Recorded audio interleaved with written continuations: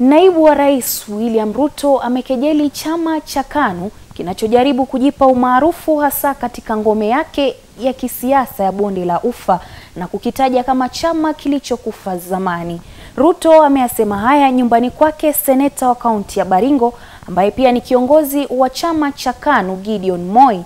Naibu huyo wa rais amekuwa akihusika katika mvutano wa ubabe wa kisiasa katika eneo hilo la Bonde la Ufa, ambapo amewaomba viongozi wa eneo hilo kuungana naye katika chama kipya cha Jubilee Alliance Party, akikilinganisha chama cha KANU na nyumba ya mahame ambayo mabaki yake hayawezi kuishi mtu. Wakati huo huo, naibu wa rais amehimiza jamii za eneo la kaskazini ambazo zinakumbwa na mizozo kutii agizo la serikali na kusajili bunduki zote haramu, akisema kuwa hatua hiyo itasaidia pakubwa katika kukabiliana na ukosefu wa usalama unaohusishwa na wizi wa mifugo na vita vya rasilimali visivyo